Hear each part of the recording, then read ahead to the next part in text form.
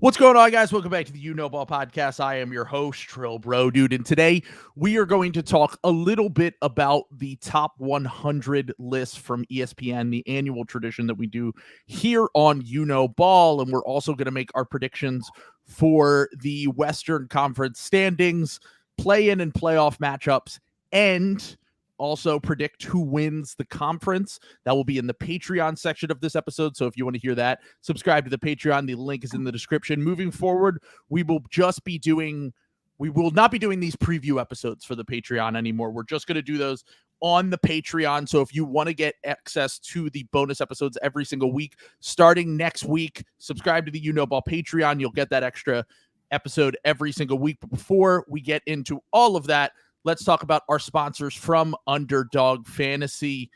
Promo code SLOP. Right now, if you do promo code SLOP, I am being told that you get a $500 deposit match. So if you deposit $500 on Underdog, you can get $500 matched from Underdog in bonus funds. So please check that out and sign up if you have not already. We have the Thursday night football game. Sam, I can't remember whether you won on the last one or not. So I guess I'll just take this one. I was gonna say I don't know. You lost. You lost because Darius Garland did not go higher on his assists. He barely played because we talked about. I'm going to stay away until the NBA regular season starts. I'm going to stay away from the NBA because right now it's just too hard to predict with what's going on, because it's like one game a guy will play 15 minutes, the next will play 30 minutes. So let's go with the Thursday night football game. It is the Broncos and the Chiefs, which should be horrible. I would imagine this game is not going to be very good. No. But I do know that the Chiefs have been absolutely eating to start the year on defense, outside of that game where Zach Wilson kind of cooked. But I'm going to go Russell Wilson throwing an interception. That feels right to me. That feels right. Didn't he just throw a pick six last week? Yeah. Does he have a game without an interceptions so far? I'm not sure, to be honest. I don't know. I don't know if he's been throwing interceptions like that, but he's just had kind of a down season. I have won money. I have won money on Underdog going higher on Russell Wilson. So this is an endorsement. Okay. So I have had these daily fantasy picks win before. So okay, I endorse Russell Wilson's higher on interceptions. Okay, and then also Travis Kelce will be at the game tonight, obviously, but also Taylor Swift will be at the game tonight. We are hearing reports of. So I'm feeling a big game from him. He's been kind of injured recently, hasn't looked like himself, but I feel like higher than 6.5 receptions for Travis Kelce feels right on a night where Taylor Swift will be in attendance. This feels wrong. Russell Wilson only has 2 interceptions all year. I was going to say he hasn't thrown a lot of picks because they haven't been trusting him to throw that much. I think he has thrown, but they've been more conservative in their play calling overall, is my guess here. I haven't watched a ton of Broncos, so I can't really say. Do you know how many games Russell Wilson has had a QB rating under 100 this year? It's got to be one, right? 1 or 2? It's 1. Only 1 game under 100. The reason why QBR sucks. Yeah, but no, the reason why Denver has been bad this year is because of the defense. Like Russ is washed, don't get me wrong, but like he's been a fine quarterback. Like he's had an okay bounce back year. It's just that he's not quite his old self, and the defense is just a complete mess. So if you go on Underdog, go higher on Russell Wilson's interceptions, higher on Travis Kelce 6.5 receptions, and put $25 on that. You can win $75. So go on Underdog today. Check that out if you have not already. Get that $500 deposit match while you can. You can also do pick'em for the Phillies in the playoffs if you live in a pick'em state, and also you can do best ball for football, basketball, all that. So sign up if you have not already. So Sam, let's get into this. Our annual tradition of basically roasting the ESPN top 100 players list, because I feel like these lists are incredibly subjective, but I just picked some ones that kind of stood out to me as egregious, either guys who missed the list, guys who made the list and shouldn't have, and then guys who were too high or too low. So yeah, I'm trusting Trill with the research right now. I unfortunately did not. I'm going in totally blind. I have been very busy talking to women, driving fast cars, yes. Mm-hmm. and of course downloading the new Gotcha JRPG Honkai Star Rail. Mostly that last one, actually entirely that last one. So I have not been, I'm not caught up on ESPN. So That's I'm right, going into folks. this blind. So Sam completely, by the way, they didn't even pay us to say this, but Sam completely supports loot boxes, gotchas, all that. So yes, microtransactions, it's his favorite thing in the world. So yeah, I immediately spent $20 on the monthly pass and battle pass for Honkai Star Rail. You're so fucking perverted. It's insane. Well, you know what? Who's to say? That's like, imagine if you only spent $20 on a date with a woman. That'd be doing pretty well, right? True. So I'm just saying, the same thing. Benefit analysis. Yeah, like I'm just saying. So okay. Obvious omissions from this list. Mm-hmm. We have the one that's been going around. There were a few that were like, I was kind of shocked they missed. Mm-hmm. The one that has been going around, Derek White, did not make the top 100 on this list. Nick Claxton also did not make the list. Kentavious Caldwell-Pope did not make the list. Bruce Brown did not make the list. Alex Caruso did not make the list, and Al Horford did not make the list. Man, Al, whatever. He's aging out, so I could see that. Yeah. Like, and at some point, he will not be a serviceable fourth or fifth guy. But the other ones, they were pretty bad to me. Yeah, I don't. Yeah, all of those are pretty bad. I mean, KCP's, that's probably like right in his zone. Nick Claxton, that's pretty wild. Like, he's one of the better centers in the NBA. Like, if you get he got major award votes. Like, yeah, he got defensive first, or he at least got defensive team votes at some point. So right off the bat, I just opened it up, and Mitchell Robinson is at number 100. I'm sorry, Nick Claxton is better than Mitchell Robinson. Like, it's not close. I do think that's a little bit. First off, Mitch.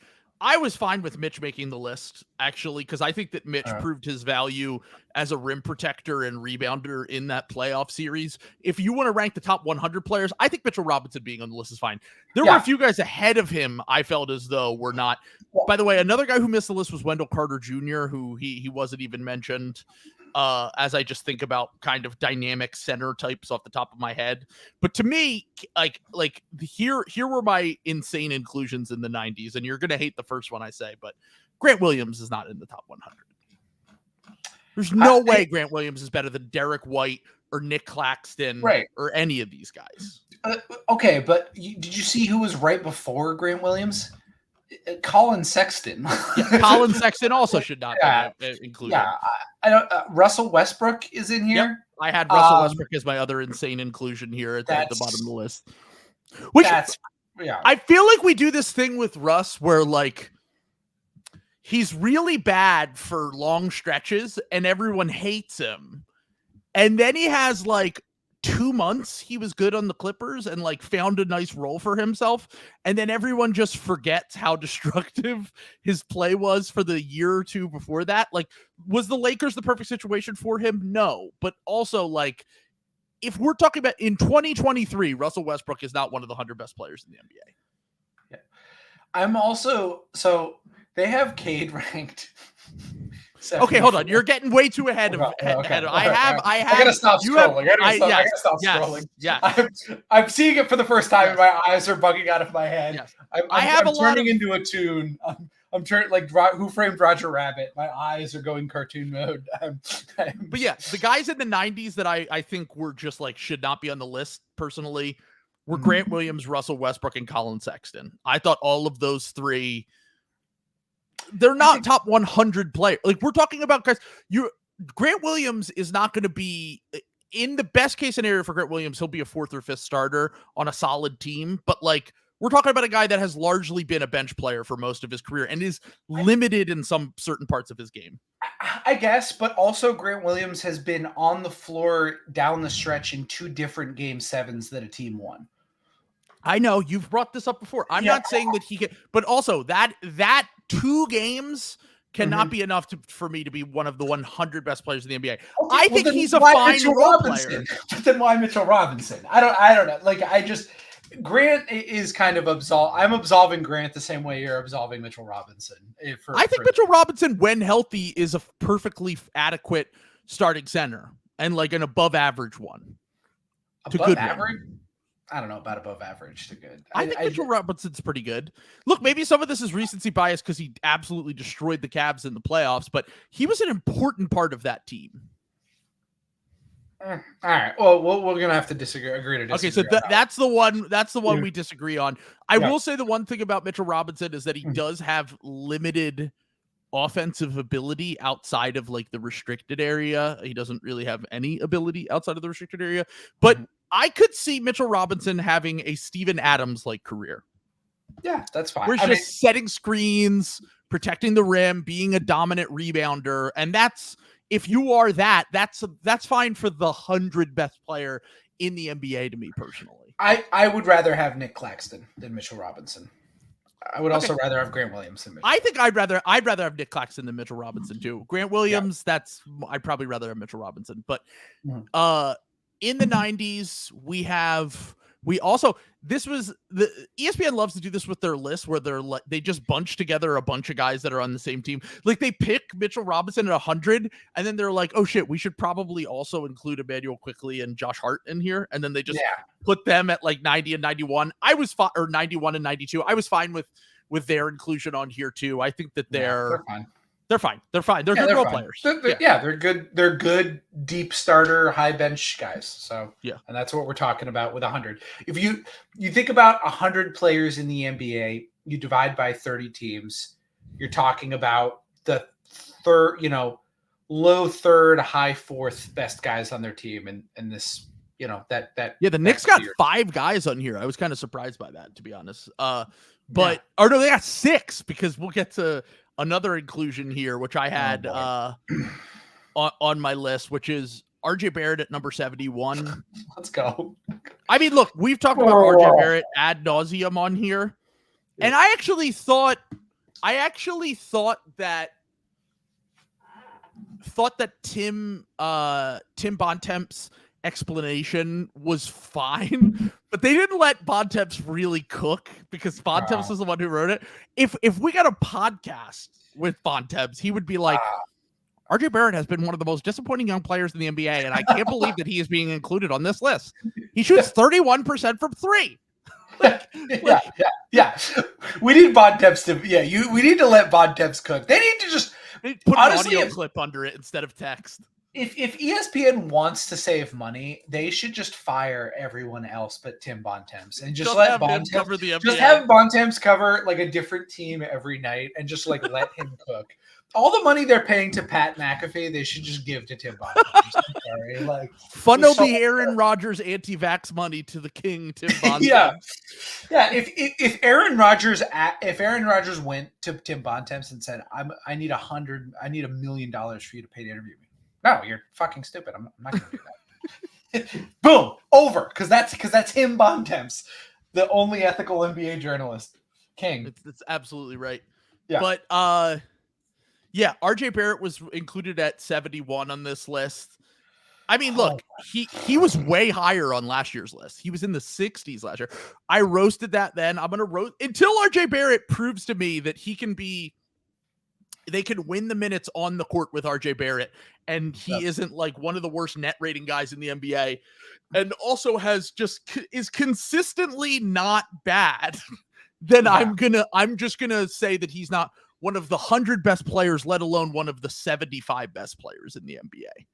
Like that's like there are some guys on here where I'm like, okay, like that's all right. If you squint, sure, but like I don't even think he should be on the list at all, to be completely honest. I don't think he has an elite skill. I don't think that he brings value in a lot of of ways, and maybe if you're projecting forward that he would be better, but every year he falls down this list, so I don't really understand it.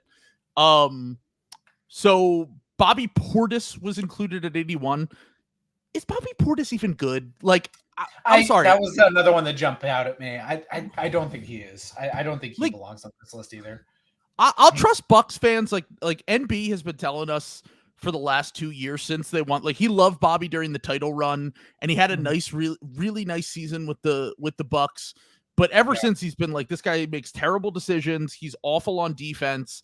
Sure, he's a big-ish, he's a wing / big that can create his own shot, and there's some value in that, and he can rebound, sure. But like, I don't really think that Bobby Portis is like even a starter level player. And I feel like you either have to be like the best bench player in the NBA to be included on here, or a starter level player. And yeah, I just don't think that is that Bobby Portis should be included on the list as well. That was another inclusion to me that didn't make any sense. I have a few guys on here that I thought were just kind of way too low. If you're projecting forward, which this list does, because they include rookies on it every year. Yeah. We talk about that. Yeah. Every year we talk about, why do you even include rookies? It doesn't make any sense because we don't know. Here's a good example. I want to talk about someone just real quick. Let me just talk about someone who's number 74 on the list this year and was 35th in the NBA last year. And that's Cade Cunningham. Like, this is why you don't do that. But at least Cade played a year, and they were trying to project onto his second year. I guess, but like, I don't know. Like, Chet looks awesome, and I'm not even super comfortable with them having like Chet at 74. Like, having Scoot, they have Scoot in the 80s, and I'm a huge Scoot guy. He will probably not be a top 100 player in the NBA this year. It's very rare that rookies step in and they're one of the 75, 80 best players in the NBA. Like, it's basically the only guys who do that are like 5 to 10 time all-stars and like one of the greatest players of all time. Like, we talked about it, and I think the last player that you could make the argument that stepped into the NBA and was immediately like a top 70-ish guy was probably like a younger guy, not like the older guys who sometimes step in and they're like 22 and they're really good. Like a guy that's like 19 or 20, like most of these guys they're trying to project. I think the last guy was LaMelo Ball. Yeah, I was gonna say like LaMelo, and then I think Anthony Davis was pretty good out of the gate, if I remember. But that was correctly. 12 years ago at this point. Yeah. Yeah, it's and been LeBron. a while. Yeah, it's like LeBron. And Luka. Yeah. But like, these are guys that are stepping into the NBA at 19 or 20 and destroying, and that's just not really super common. Usually the guys that stand out as rookies are a little bit older, or they're like the Embiid or Ben Simmons situation where they miss some time, and then they're like, by the time they make their debut, they're a little bit older. So I just don't think that this is...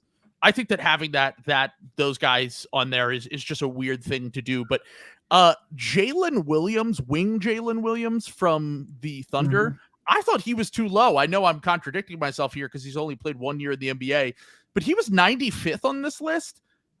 I thought Jalen Williams was extraordinary. I thought he was a top 3 rookie last year.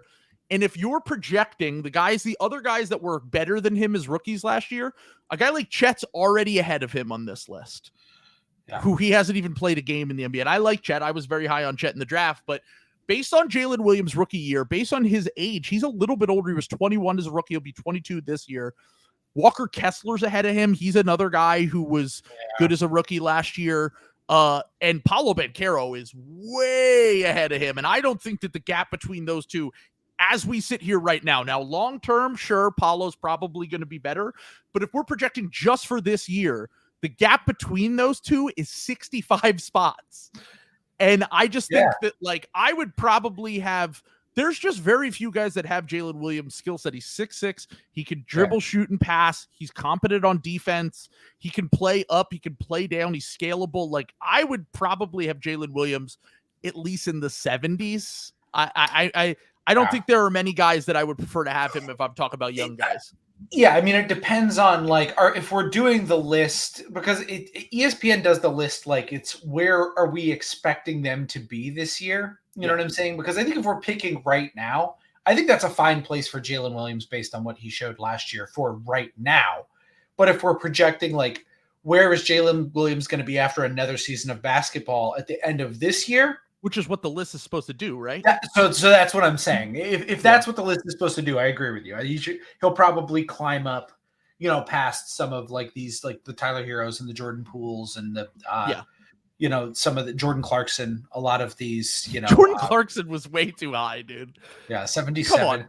Come on. Well, at least he's good. I will admit, he's fine. He's fine. Solid. Yeah, he's a solid player. He's Tyler Hero without the consent manufacturing that goes on. Exactly. Tyler Hero meth making. I will admit, I was scrolling through this list and I was struck dumb by Jordan Poole's profile when I got to 72. And I may be back in on Jordan Poole if only for the reason that he looks awesome in the mustache. Like, he's got the new look. He's got the 70s like Murtaugh style mustache. Like, I might be back in on Jordan Poole if only that, because he looks amazing. Like, I can't. I've been hating on Jordan Poole this whole time, but like there might be a heel turn coming for me. He might have won me back over by this small style change. Sam has been calling Jordan Poole, Gen Z Jordan Clarkson for a while now, but now that he looks like a character in a Tarantino film, he might have to go. Yes, yes, exactly. You get it. That's what I need. I need this boy. The reason why he's 10 spots ahead of Tyler Hero, despite being largely the same player, and Heroes arguably has more skills that might translate onto a winning team, maybe, is because he looks cool and he has swag. And Tyler Hero doesn't. Tyler Hero is lame as shit. It is funny that they put all the hoopers in like one thing. Like they have Tyler Hero firmly in the that boy nice category. Yes. Like that's another thing they do. They love to group together players that are on the same team, and then they love to group together players that are connected in some way. And Jordan Clarkson, Tyler Hero, and Jordan Poole are all in the that boy nice section. Yes. I thought that was pretty funny that maybe they have although I was going to say maybe they have Ball Don't Stop editorializing for them, but if they did, these guys would be in the 30s. Let's be honest. Wow. Sorry. I love Sam just reacting to this live on air. I did like an hour of research just for Sam to be like, wait, hold on. I got to them having OG and I thought there would be OG Anunoby, what do you call it? Propaganda, and he's 67. No, I think that we're course correcting with OG Anunoby a little bit. We're realizing that, hey, maybe this guy isn't the next Kawhi Leonard because he can barely dribble a basketball, and maybe he's just a super role player, which is fine, which should be in the 50s or 60s, like a hyper impactful player. It's just funny that for years we've become so accustomed to him being so high on these lists. Right. That's more what I was saying. I wasn't even. He actually rose this year because he was 75 last year, but I was just surprised. I'm so used to like NBA Twitter consent manufacturing for Masai on OG that it was bizarre to see him ranked appropriately, because I think that's a fine spot for him. 67 is good. Yeah, he's 26 now. He's one of, and I think last year we had him on. He's probably a little bit too low. This feels about right to me. That feels like, hey, if OG's your third best player on your team's probably going to be really good. If he's your second best player on a team that has no one that can dribble, shoot, and pass, your team's probably going to suck. Like the Raptors are probably going to suck this year because of that. But the other guy that what are you laughing at? I'm sorry. I don't mean to keep jumping around the list like this, but I scrolled up and saw that Scotty Barnes was 63, and I was like, oh no. And I saw they let Bontemps write. Oh God. And Bontemps wrote, "Will the real Scotty Barnes please stand up?" What a king. I love him so much. He's such a Chad. I love Bontemps so much. If they ever fire him, I am man. Bristol, don't do it. Don't do it. He's for the Patreon wall for that joke. He's the god. He's the god. Yeah. Hold on one second. I don't know why my camera keeps doing this, but we're cooking. We're gonna let it roll. So, all right, we have other guys that I felt were. I'm past my insane inclusions on this now. I think everyone who's on here at least deserves to be on here. There might be one more guy where I feel like we're just a little bit ahead of our skis so far. There are a few guys on here. I also had a tier on here called the wait and see young guys, where I want to see them. Can I see it? Can I see it? Can I see it just for a little bit more? Can I see Josh Giddey be legitimately really good for an entire season before we call him the 53rd best player in the NBA? That's crazy. 53rd, dude? That's like you're in the all-star conversation. He's 21 years old. Yeah, it's like you have him like in striking distance of Klay Thompson. Like, no way, man. I thought Klay was too high. That's not even. Look at the other guys that are around him in that range. DeJounte Murray, who's made the All-Star team, is. I don't even like DeJounte, and he should be higher than Josh. Zion Williamson is 57. Okay, let's talk about the Zion one, because that's obviously the most insane one. But if you read the description, they say because of the fact that he's never played, he's only had one season where he's played more than 30 games. That's so. If that's the case, I understand why they're saying, okay, that might be a little bit weird for him. Like, how do you rank him essentially? Because here's a guy who, when healthy, sure, he's one of the 15 best players in the NBA, but he's literally never healthy. And it's not even like the Joel Embiid thing where a few years ago, you could have said the same thing about Joel. But the difference is that Joel, once he got healthy, was just pretty healthy. Like, he only missed once he got past those first 3 years, he only missed like maximum 25, 30 games in a season. So we really don't have like a historical comp for Zion, except for like maybe young Bill Walton. And Walton had 1 or 2 seasons where he was finally healthy and was dominant. And if Zion can be that guy, if he can be healthy for a season or two, he might even win a title or an MVP. He's that good. But we just don't know. So how do you rank him on the list? Having said that, I still think I would have had him way higher than this. Like, it's just hard for me to say, like, they put Josh Giddey on the list ahead of him. Josh Giddey has done nothing in the NBA to ever prove that he's even remotely close to Zion Williamson, despite the fact that Zion can't stay on the court. Josh Giddey, he's ahead of Kristaps Porzingis, Desmond Bane, Rudy Gobert. These are all the guys that I had literally on my "these guys are too low" list. Were the 3 guys you just named: Gobert, Porzingis, and Bane, and Zion. Those 4 were all below Josh Giddey on this list. There's no GM in the NBA that would take Josh Giddey over these guys. Can I say another guy who was lower than Josh Giddey, if only by 2 spots? They have Draymond 55. Like, come the fuck on. Like, I know he's getting older. But I was going to say, that's baking in the regression, I assume. But yeah, even still, man, Draymond is like, Draymond has got to be top 40. I'm sorry. Like, if you snake draft, gave every GM that wanted to win a title right now, you snake draft, Draymond would probably get picked in the top 30 guys. Just because of the sheer, like, dog in him.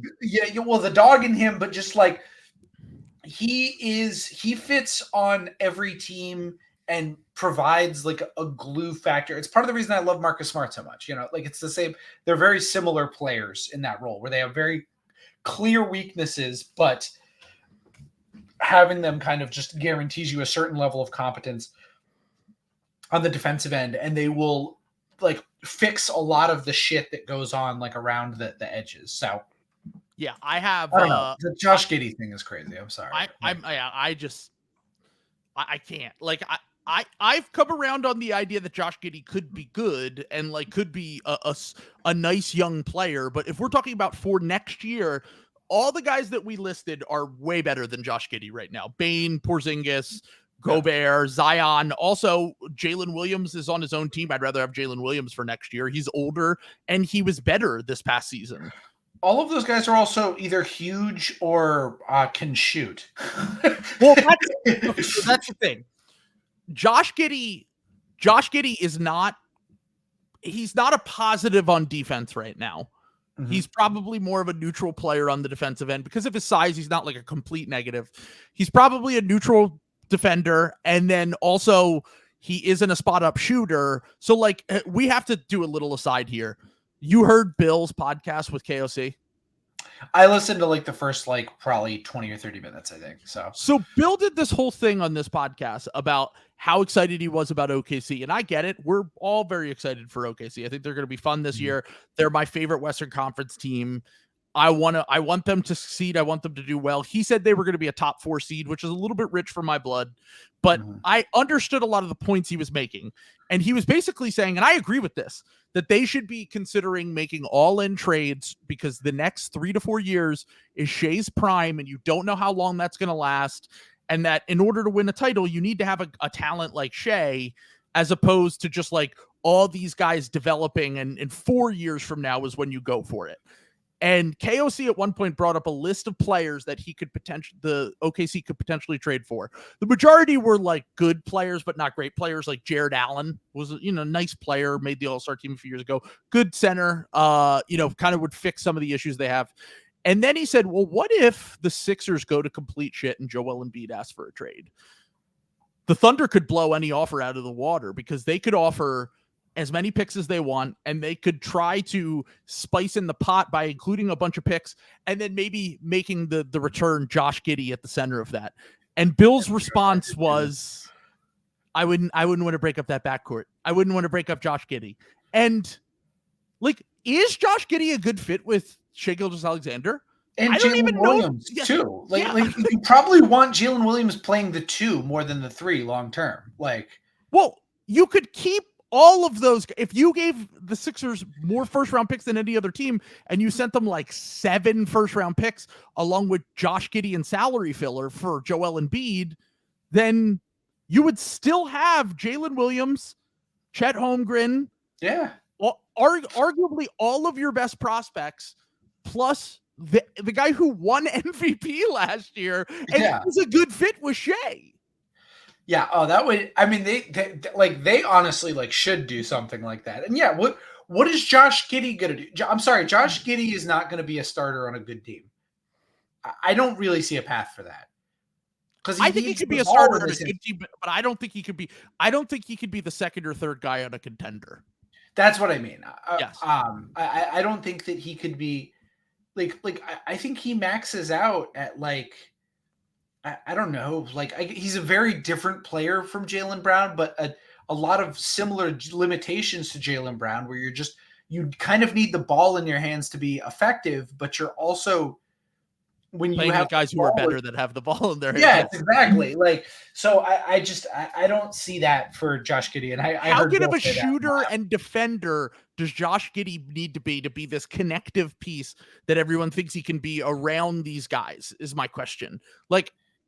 I think he's got to become a knockdown 3-point shooter. He's an average one. He's a bad 3-point shooter.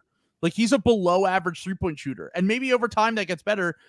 Even Cade, someone that I've had about skepticism about what his ceiling can be, but even Cade is a better 3-point shooter than Giddey and a better defender than Giddey.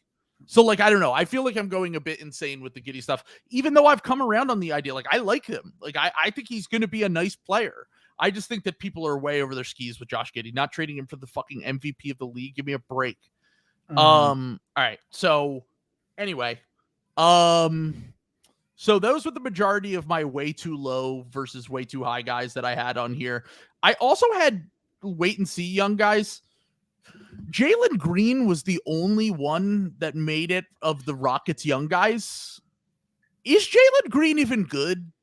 I still have yet to see him be for an entire season or for half a season. I've yet to see him be he's the guy that you want to build around. I think this is the season we find out. This has got to be, right? Yeah. I think this is the season we find out because there's going to be real structure. You know what I'm saying? And I think it'll be clear. If you had to ask me to guess, I bet he's I think Jalen Green could be good, but not great. I think he might be in the the Hooper category. Like I think he might be a 6-man style, like, you know, when the Well, he's starters in that come off the category floor. right now. He's in that tier in this list with Tyler Hero and with Jordan Poole and Jordan Clarkson. I think that's what his future in the league is kind of trending towards, is like microwave scorer. Because like unless Ime Udoka can, and the thing is he's like big, you know what I'm saying? Like he has tools. Like I think he could be He's a good defender. incredibly athletic. Yeah, like I think he could be like a very good defender. You know, like I think he's got a better chance to be a good defender than Giddey. Like so, but just, you know, will he get there? Like, will Ime Udoka be able to, you know, call him bitch made baby food until he like develops that ability to defend? So I don't know. I mean, I like why am I blanking on his name right now? The center, Şengün. I like Şengün. And you know, I like Amin Thompson. Jabari looked real. Like, look, I've been the biggest Jabari skeptic. He looked awesome in summer league, and he's apparently been good in preseason. Yeah, like, he might be back. Tari's awesome. And Jalen. Look, I'm willing to give Jalen another season, but if you're projecting forward based on what we've seen so far, he was higher on the list last year. He was supposed to take that step last year, and now he has a real coach. He has real players around him, and look, the talent's there certainly. But this is a real make or break year for sure for him. Like year 3, this is usually when guys take a step forward in efficiency. This is when guys take a step forward as on-ball creators and shooters. It's a real big year for Jalen Green, I think. And I think that if he kind of fails to deliver this year, he's kind of starting to run out of excuses. He's got to be extended next offseason. So we really need to get an idea of what he is as a player. Sometimes the first 2 years in the NBA, guys are not quite as effective when they're these scoring wings or guards, but year 3 is a big year for guys in this mold of player. So we'll see. Okay. A few other guys that I felt were too low. I had LaMelo Ball was at 48. I would have him higher. I know that the injury concerns and the weird situation, Charlotte's such a fucking wreck. With it's just so gross, everything that's coming out of there all the time. Yeah. But I almost wanted to ask for a mulligan on their over under from the pod. Yeah. We did. Yeah. I went lower on them. I changed it to lower. And now I was like, they gotta be too good. Like, I'm gonna go higher on them. But now the more news that comes out, it's just like they're such a fucking wreck. The vibes are all-time low. Even though I like some of their talent, I'm going to stick with the lower, but like 31 is so low for a team that talented, especially with LaMelo. But they got Julius Randle right this year. Last year, we were like, Julius Randle was at 71 last year. Do you remember that? Yeah. And we were like, he made all NBA like 2 years ago. Then he had a bounce back season and he made all NBA this year. 47's about right for him. I feel like that's a good spot for a guy who's wildly inconsistent, is a dropper in the playoffs, and is a very good all-star level, maybe all NBA level player when he's locked in the regular season, but is wildly inconsistent. I thought that was a fine ranking. A few guys that I felt were too high for me personally. DeAndre Ayton at 49. I don't know. Name any of the centers. Claxton missed the list. Miles Turner was way lower on the list. Name any of these random centers that were behind him. Gobert, Porzingis. I'd rather have all those guys over Ayton, to be perfectly honest. I think that DeAndre Ayton is fooling a lot of people personally. I think that he's had one really good season where he was in the perfect context for his game, and everyone just says, well, he was the number 1 overall pick, so he's obviously one of the 50 best players in the NBA. Nah, I totally disagree. I don't think he's top 50 at all. No, I totally agree. I don't think he's good. I don't think he's good. Like, I just think he's whatever. Like, he's okay, he's one of the 15 best, 12, let's say 12 best centers in the NBA. You could find a center. I'm sorry, it just doesn't matter to me at all. Yeah, being good at center is the least valuable. I'm sorry, it's the least valuable position in the NBA. Like, and also like being better than Nurkic doesn't move me. Like, yes, you are better than Nurkic, sure, but it doesn't really move me. Other guys that I felt were a little too high on this list, we'll see with Fred VanVleet, but 56 for Fred VanVleet. I kind of think he's already declining, and I kind of think that he's Like, that's fine for him. Like, but he Yeah. took a step back on defense last year. He's going to be asked to do, I'd imagine, a lot there. He had a bad shooting year last year. I don't know. I wasn't crazy about that. I talked about how, like, you could probably name like 15 point guards before you got to Fred VanVleet when you're talking about like point guards you want to build around. And I'm like, to be 56 on this list, that's pretty rich for me. And then the one insane, how is CJ McCollum still 44? Yeah, come on, man. I was waiting on you to get to that one because it's Come like, on. I like Yeah. CJ McCollum 4 years ago when he was like a sub all-star level player, but like CJ McCollum has declined pretty drastically over the last few years. this is an ESPN kickback for ending the strike, and making capitulations to the owners to keep the basketball deal going. That's all I can think here. It's CJ, like, we'll put you in the top 45 still. yeah, Yeah, we know just you're sign 33 now. everyone away. Sign everyone away. Do it. It's like going from CJ McCollum, who's like mid to like just mid, is straight up mid, to James Harden, who is, say what you will about him, but fucking was an all-star last year. Should have and made the won- all-star. What? Should have made the all-star team, I think. Didn't he? I thought he made the No, all-star. he missed it. It was controversial, remember? It was him and Drew made it over him. Is that what happened? Yep. I could have sworn he made the all-star No, team. he missed the year. all-star team last year. But keep in Oh. mind, he started the year slow and got injured. I guess. If it was the whole season, he would have probably made it, to be completely honest with you. He got all NBA votes. Yeah. Like, That's what I'm saying. It's crazy, dude.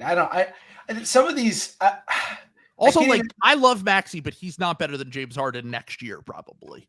Yeah, probably not. No. We're probably like- 2 or 3 years away from Maxey being better than James Harden as he gets older and Maxey comes into his prime.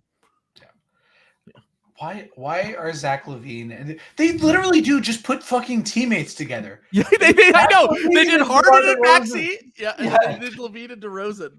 God So damn funny, it, dude. Yeah. We All right, gotta hold do on. one of these someday. Yeah, we're gonna have to do a Ball 100 and have Yes. everyone get mad at us for a change. But Yes, exactly. before we continue with the list, we got a few more spots to discuss here. Yep. This is the end of the free portion. Sign up for the Patreon if you want to hear this. We're also going to do our Western Conference predictions. As I said, you'll get bonus episodes every single week on the Ball Patreon. You will also get access to the Ball Discord. We always have a good time in there. So sign up if you have not already. I would really appreciate if you could do that. And let's move on to the rest of this list.